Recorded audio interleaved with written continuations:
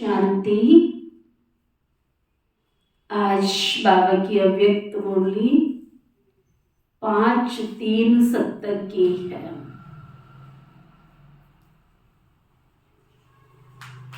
जल चढ़ाना अर्थात प्रतिज्ञा करना।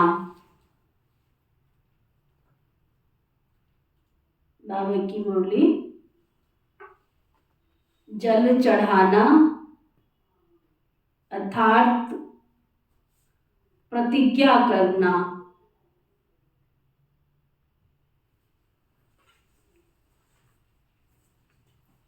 आज शिव जयंती मनाने के लिए बुलाया है।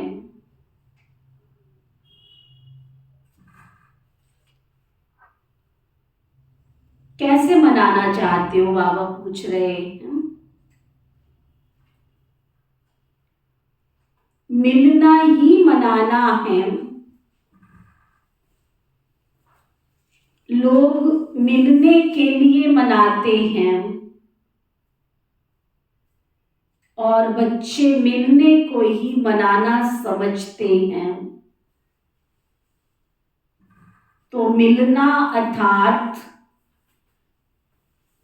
मना लिया, तो अब बाकी क्या रहा। आप बच्चों का मनाना, एक तो है मिलना और दूसरा है अपने समान बनाना। बाबा से मिलना वो तो बात ठीक है, लेकिन जिनको भी बाबा का संदेश देते हैं उनको भी तो बाबा से मिलाना है। तो मिलना और बनाना यही है मनाना। आज के दिवस पर ये दो बातें करनी हैं। मिलन तो मना ही रहे हो, बाकी आप समान बनाना है। ये दोनों बातें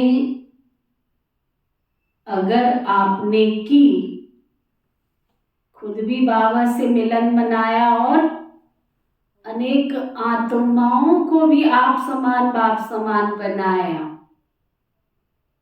तो समझो कि सच्ची शिव जयंती मनाई है ना। मनाई ऐसी शिव जयंती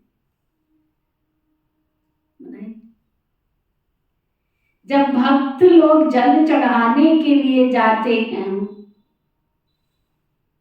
तो भी बीच में ब्राह्मण होते हैं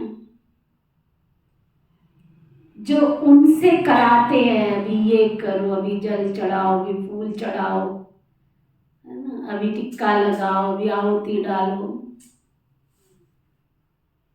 तो आप भी ब्राह्मण हो ना। जैसे भक्त लोग जल चढ़ाते हैं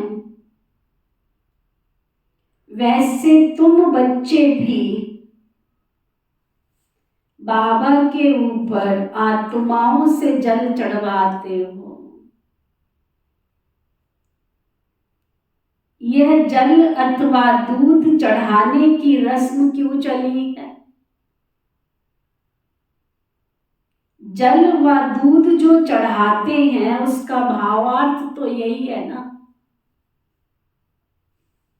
बाबा ने अच्छा एक अर्थ बताया। जब कोई भी प्रतिज्ञा करनी होती है तो हाथ में जल उठाते हैं। सूर्य को भी जल चढ़ाते हैं। तो अंदर में प्रतिज्ञा करते हैं ना। तुम्हारे पास भी जब कोई आते हैं तो पहले पहले उन्हों से प्रतिज्ञा का जल लो। एक प्रतिज्ञा कराते हो ना कि हम आज से एक शिव बाबा के ही बनकर रहेंगे। कराइए प्रतिज्ञा, कितनों से कराई?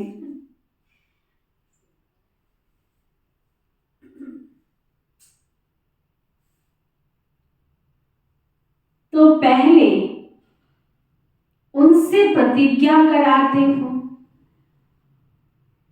वह लोग भी अंदर में प्रतिज्ञा कर फिर स्वयं सम्मुख आकर देवताओं पर अर्पण होते हैं। जो पूरे भगत होते हैं ना, वो सारा ही अपने को उनके आगे झुकाते, अर्थात अपने को अर्पण कर देते। तो तुम भी पहले उनसे प्रतिज्ञा कराते हो। जब पक्के हो जाते हो ना, जब पक्के हो जाते हैं ना, तो संपूर्ण स्वाहा कराते हो। ऐसी सर्विस करनी ना, जिनकी सेवा करनी। देखो बाबा ने चांस दिया है, खूब योग करो, उन आत्माओं को खूब मिलो, प्यार से प्रेम से खूब सेवा करो, उनकी खूब प्रतिज्ञा कराओ उनसे।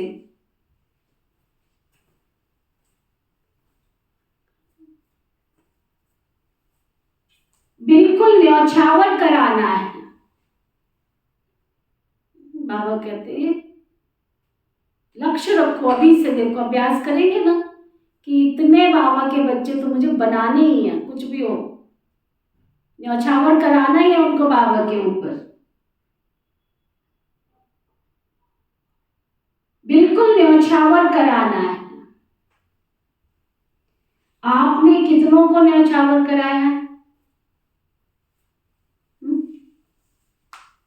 कितनी तैयार की है शोभा? जो जितना स्वयं न्यौछावर बने हैं,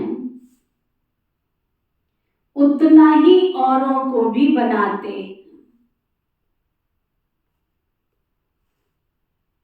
ना, अगर खुद न्यौछावर, यहां से पता चलता है कि हमको कितना निश्चय है। अगर स्वयं ही संपूर्ण न्यौछावर नहीं बने तो औरों को भी इतना ही आप समान बनाते। अभी न्यौछावर होने में मेहनत और समय दोनों ही लगता है। एक एक आत्मा को तैयार करना माना मेहनत तो लगती है ना। कई भाई बहन समझते हैं हम फलाने को ले आए, हमने उसको बाबा का बच्चा बना दिया। अरे तुमने कहां से बना दिया? पहले तुम मेहनत करो, किसी को लेके आओ, फिर बाबा के घर में उनको, है ना, वातावरण इतना शुद्ध पवित्र जो सब भाई बहन मिलके बनाते हैं, और फिर उस वातावरण में दीदियां उनके ऊपर ज्ञान का अमृत पिलाती हैं, उनको न्यौछावर करती हैं ईश्वर के प्रति। फिर बाबा के घर का भोग खाते हैं। कितने संगठन की आत्माओं की दुआएं उस आत्मा को जाकर के लगती है, तब जाके कहीं बाबा के घर का एक बच्चा तैयार होता है। एक एक बच्चे को तैयार करने में लाखों करोड़ों खर्चा होता है। ऐसे नहीं बाबा के बच्चे तैयार हो जाते हैं, मेहनत लगती है। किसी का तन लगता है, किसी का मन लगता है, किसी का धन लगता है, किसी का समय, किसी की श्वास, है ना। एक बार मैं देख रही थी,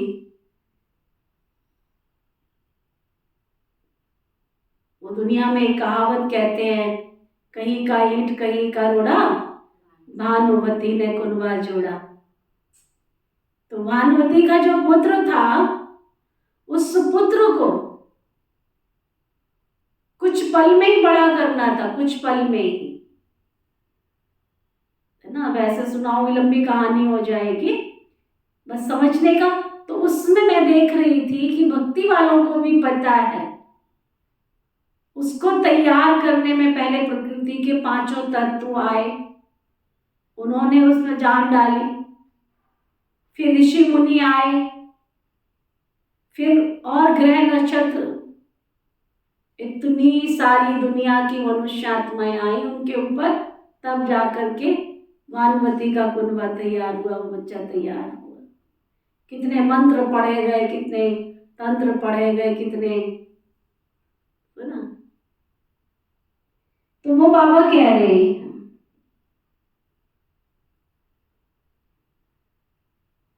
अगर स्वयं ही न्यौछावर नहीं बने तो औरों को भी इतना ही आप समान बनाते हैं। अभी न्यौछावर होने में मेहनत और समय दोनों ही लगता है, लेकिन थोड़े ही समय में न्यौछावर होने वालों की क्यों लग जाएगी। आप मेहनत तो करो, ब्राह्मण आत्माओं की मेहनत वेस्ट नहीं जाएगी। अगर हम सच्ची शुभ भावना से मनुष्य आत्माओं की सेवा कर रहे हैं, प्रभु से मिलाने का कार्य कर रहे हैं, तो हमारी मेहनत व्यर्थ नहीं जाएगी। बाबा कहते हैं थोड़े समय में क्यों लग जाएगी। जैसे वहां यादगार है काशी कलवट खाने का, स्वयं अपनी इच्छा से कटने को तैयार हो जाते, वैसे यहां भी तैयार हो जाएंगे। देखना, वो दिन आएगा। आप लोगों को इच्छा पैदा करने की मेहनत नहीं करनी पड़ेगी, स्वयं अपनी इच्छा से जंप देने के लिए तैयार हो जाएंगे। ये क्यों बाबा कहते लगने वाली है, अभी नहीं लग रही है, इसका भी कारण है। अभी नहीं लग रही है, अभी इतना बड़ा महल है ना, देखने में आता है इतना बड़ा घर, क्या बाबा के बच्चे आ नहीं गए। बाबा कहते बच्चों के पास अभी कौन सी क्यों लगी हुई है, जब वह क्यों खत्म हो जाएगी तब वो क्यों लगेगी। मालूम है अभी कौन सी क्यों लगी हुई है। जब तक आपकी वो क्यों खत्म नहीं होगी तो वो नहीं लगेगी। तो कौन सी क्यों, तो किसी ने कहा संकल्पों की। संकल्पों में भी मुख्य क्या, जो ही पुरुषार्थ में ढीलापन लाती है। व्यर्थ संकल्प भी मुख्य कारण है। व्यर्थ संकल्प का मूल कारण क्या होता है, पुराने संस्कार किस रूप में आते, एक शब्द बताओ जिसमें व्यर्थ संकल्पों का बीज आ जाए। व्यर्थ संकल्प व विकल्प जो चलते हैं ना, तो एक ही शब्द बुद्धि में आता, ये क्यों हुआ, क्यों से व्यर्थ संकल्पों की क्यों शुरू हो जाती। अंग्रेजी में भी आप देखेंगे क्यों शब्द की निशानी सभी टेढ़ी होती है ना, सभी से टेढ़ी होती है ना। तो क्यों की क्यों बड़ी लंबी है, इस क्यों के समाप्ति के बाद ही संपूर्णता आएगी। फिर वह क्यों लगेगी, जब क्यों शब्द निकलेगा फिर ड्रामा की भाभी पर एक रस स्टेडियम रहेंगे। तो अभी क्यों के क्यों की क्यों को खत्म करना है, समझा।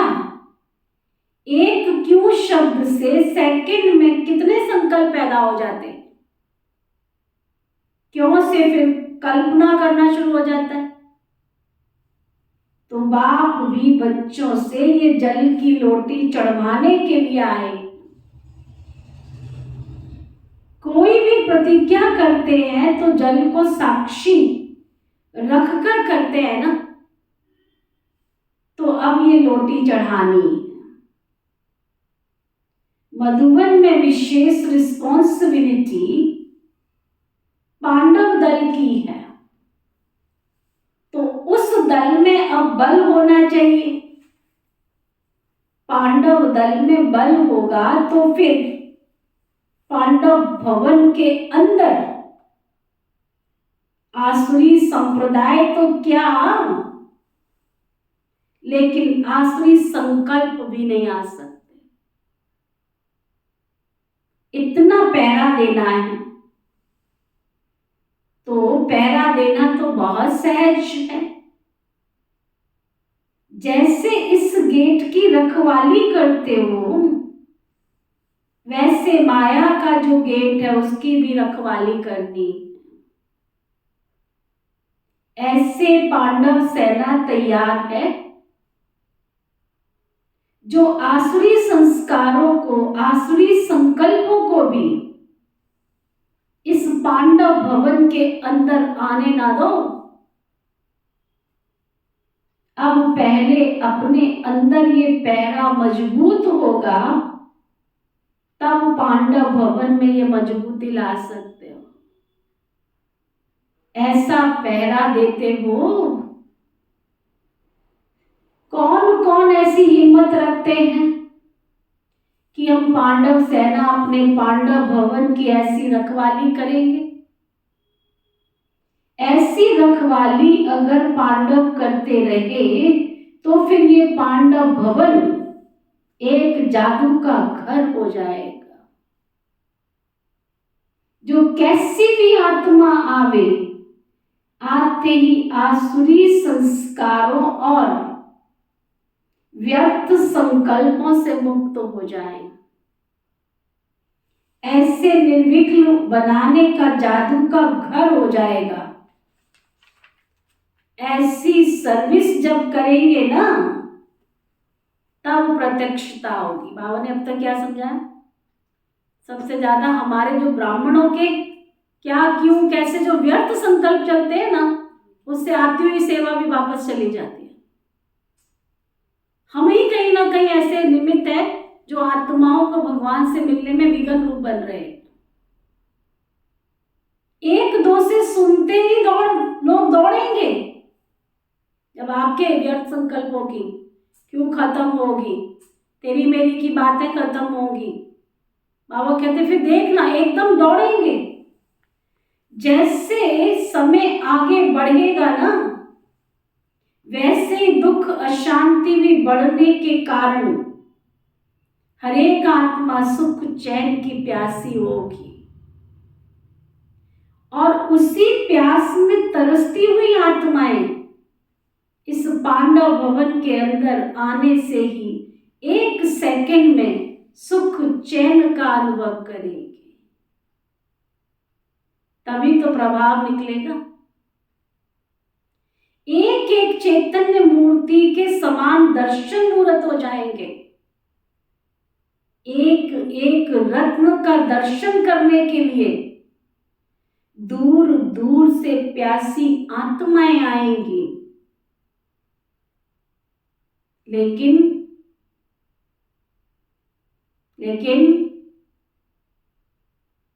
जब ऐसा पहरा देना शुरू करेंगे, कुछ भी हो जाए, व्यर्थ और नेगेटिव को घुसने नहीं देंगे अंदर। आहो वाह हो, निंदा हो, स्तुति हो, जय हो, पराजय हो, कोई व्यर्थ संकल्प को आने नहीं देंगे। जैसे संगठन का बल स्नेह का बल भी है, एक दो को सहयोग देने का बल भी है। अभी सिर्फ एक बल चाहिए जिसकी कमी होने के कारण ही माया की प्रवेशता हो जाती है। वो है सहनशीलता का बल। सहन ही तो नहीं करते हैं, मुंह से भले ना बोले, पैर पटक के जाते, इसका मतलब सहन ही तो नहीं किया ना। अभी तो प्यार से शिक्षा ही दी है। कैसे उठना है, कैसे बैठना है, संगठन में कैसे आना है, क्लास में कैसे आना है। इतनी बात भी भाई बहन नहीं सुन सकते हैं, बताओ तो कैसे विश्व की सेवा करेंगे। तो बाबा कहते हैं सहनशीलता का बल। अगर सहनशीलता का बल हो तो माया कभी भी वार नहीं कर सकती। तो ये चारों बल चाहिए हमें को, सुना, चारों बल चाहिए। आज बाप दादा की जयंती के साथ सभी बच्चों की भी जयंती है, तो इस जयंती पर चारों बल अपने में धारण करेंगे तो फिर ये पांडव भवन सारी दुनिया में देखने और अनुभव करने का विशेष स्थान गिना जाएगा। इस पांडव भवन का महत्व सारे विश्व में होगा, तो महत्व बढ़ाने वाले कौन? पांडव सेना और शक्ति सेना। मधुवन निवासी ही मधुवन के महत्व को बढ़ा सकते हैं। पांडवों के लिए तो प्रसिद्ध है ना कि वो कभी भी प्रतिज्ञा से हिलते नहीं थे। 1% की भी कमी हुई तो इसको कमी ही कहा जाएगा। पांडव सेना को एग्जाम्पल बनना है, सुना। बाबा कहते अगर 1% भी कमी है तो उसको, और हम बड़ी बड़ी कमी करके भी कहते इतना ही तो था, ऐसे ही तो था। तुम्हारे एक संकल्प ने वातावरण कितने दिन बना दिया। अमृत के घड़े में विष की, है ना। हमने 4 घंटे योग लगाया और एक नेगेटिव आत्मा आई, नेगेटिव चिंतन किया, नेगेटिव परिचिंतन किया, व्यर्थ का चिंतन किया, 4 घंटे की तपस्या ओम नमो शिवाय करके चलती बनी। तो कितना हमको अपने संकल्पों पे शक्ति रखनी पड़े, धारणा पक्की करनी पड़े। इसलिए आप देखो पुरानी दीदियां दादियां जो भी बाबा के घर में जो सेवारत थी ना, किसी भी ऐसी आत्मा को बैठने भी नहीं देती थी। अगर कोई घर से लड़के आया है, झगड़ के आया है ना, आजकल तो दुख शांति वाली आत्माएं आती है, और उस समय तो ऐसी आत्माओं को प्रवेश भी नहीं करने देते थे। देखो कितना समय बदल गया। वो समय था केवल बाबा के घर में वो आत्माएं बैठेंगी क्लास में जिसका बाबा से प्रीत है, सच्चा योग कर रहे हैं, पवित्रता की शक्ति है, ब्रह्मचर्य व्रत का पालन है, जिसके 4 नियम है, ब्रह्मचर्य व्रत का पालन, शुद्ध अन्न, दैवी गुण, सत्संग, वही आत्मा क्लास में बैठ सकती है। नहीं तो दूसरी आत्मा को प्रवेश वर्जित था। और दुखी कोई अशांत आके घर से आवे ना तो उस आत्मा को कहते नहीं पहले ठीक होकर के आओ, संगठन में नहीं बैठो, अकेले बेशक आवे, आगे पीछे बेशक आवे, लेकिन क्लास के संगठन के योग में नहीं बैठने देते थे। कहते ये 10 जो योग कर रहे हैं ना, तुम इनका भी योग खराब कर रही हो, अमृत के घड़े में विष का काम कर रही हो, तुम जाओ यहाँ से, भगा देते थे उसको, है ना। तो बाबा बता रहे हैं कि कमी तो कमी है, 1% की भी कमी हुई तो इसको कमी कहा जाएगा। पांडव सेना को एग्जाम्पल बनना है, जो आप लोगों को देख औरों को भी प्रेरणा मिले। कोई भी मधुबन में आए तो ये विशेषता देखे कि ये सभी इतने अनेक होते हुए भी एक और एक की लगन में मगन है और एक रस स्थिति में स्थित है।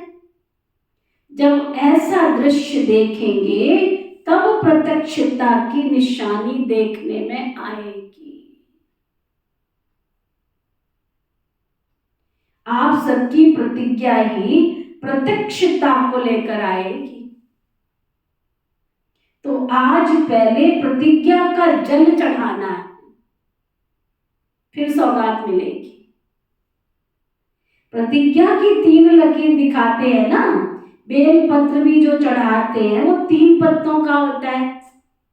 तो आज के दिन 3 प्रतिज्ञा कराई है। कौन सी? सहनशीलता का बल अपने में धारण करेंगे, क्यों की क्यों को खत्म करेंगे और आसुरी संस्कारों का पहरा देंगे। तो ना ये तीन प्रतिज्ञा करनी आज से। तो 3 प्रतिज्ञा का ये बेल पत्र चढ़ाना है। पक्की हुई?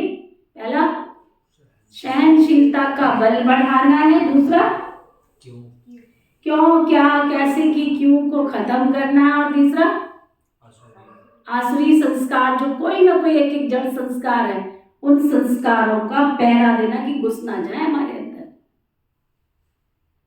तो ये तीनों प्रतिज्ञा का बेलपत्र चढ़ाना है। भक्त लोग तो खेल करते हैं, लेकिन ज्ञान सहित खेल करना वह तो बच्चे ही जानते हैं ना। इसलिए आज के शिवरात्रि यादगार फिर भक्ति में ये रस्म माफिक चलता है। पहले आरंभ बच्चे ही करते हैं ना ज्ञान सहित, और फिर भक्ति की कॉपी करते हैं, भगत कॉपी करते हैं उसको अंधश्रद्धा से। जरूर कभी किया है ना, तभी तो यादगार बना है। भगवान बच्चों को कहते हैं वंदे मातरम। कितना फर्क हो गया। इतना नशा रहता है क्या? जिस बाप की अनेक भगत वंदना करते हैं वो स्वयं आकर कहते हैं वंदे मातरम। देखो इस खुमारी की कितनी क्या निशानी होगी, जिसको ये नशा चढ़ा रहे उसकी क्या निशानी होगी। उनके नयन, उनके मुखड़े, उनकी चलन, उनका बोल आदि से खुशी झलकती रहेगी, और जिस खुशी को देख कईयों के दुख मिट जाएंगे। तो ना अब पर्चा देने जाओगे तुम, बहन जी प्रोग्राम में जरूर आना। शक्ल पे 12 बज रहे हो, खुशी का प्रोग्राम का निमंत्रण देने जा रहे हो। वो कहीं पर खुद तो खुश रह लो। आपके अड़ोसी पड़ोसी देखेंगे ना कि खुद कितना खुश रहते हो, तभी तो वो प्रभावित होकर के आएंगे ना। देखो प्रोग्राम से पहले बाबा कितनी शक्ति भर रहे हैं ना, कितनी अच्छी बात की बाबा ने। उनके नयन, उनके मुखड़े, उनकी चलन, उनके बोल आदि से खुशी झलकती रहेगी। जिस खुशी को देख कईयों के दुख मिट जाएंगे, ऐसी माताएं जिनको बाप दादा स्वयं वंदना करते हैं, उनकी निशानी क्या होगी।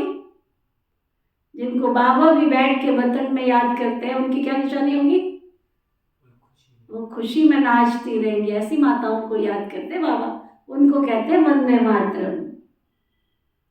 चेहरा ही अनेक आत्माओं को हर्षाएगा ना। आप जाओगे, खुशी आपके द्वार, वो कहेंगे पहले आपके द्वार में खुशी आई है, आप खुश रहते हो। एक बार वेदांती बहन है ना, हमारा कल्चर ऑफ पीस का प्रोग्राम चला, शांति का संदेश। तो विदेश के एक बहुत बड़े वहाँ के है ना कोई VIP थे, तो उन्होंने वेदांती दीदी को पूछा कि एक बात बताओ, आप सबसे शांति की मिनट्स कलेक्ट कर रहे हो कि विश्व में शांति हो, शांति हो, आप कितनी देर शांति में बैठते हो। तो ना ये प्रश्न किया उसने, आप कितना शांति में बैठते हो। तो वेदांती बहन ने जवाब दिया कि हमने अपने अंदर इतनी परमात्मा से शांति जमा की है, अब परमात्मा की सेवा में हम विश्व की आत्माओं को शांति देने का कार्य कर रहे हैं। भगवान हमको बैठ के वतन में याद करता है कि जाओ बच्चे, तुम जाकर के सबको शांति का पैगाम दो। तो आप खुशी का पर्चा देने जाओगे, खुशियां आपके द्वार, वो कहेंगे आपके द्वार में खुशी आई। तो वो खुशी देखो बाबा आज मुरली में पक्का करा रहे हैं, पहले वो खुशी अपने अंदर जमा तो करो। देखो क्या कह रहे बाबा, ध्यान से सुनो पूरा लास्ट पैरा। जिस खुशी को देख कईयों के दुख मिट जाएंगे, ऐसी माताएं जिनको बाप दादा स्वयं वंदना करते हैं, उनकी निशानी है खुशी। चेहरा ही अनेक आत्माओं को हर्षाएगा। अज्ञानी लोग सवेरे उठ कोई ऐसी शक्ल देखते हैं तो कहते हैं सवेरे उनकी शक्ल देखी थी ना। तो ये प्रभाव पड़ा, तो शक्ल का प्रभाव पड़ता है। तो आप बच्चों का हर्षित चेहरा देख सभी के अंदर हर्ष आएगा, ऐसा होने वाला है।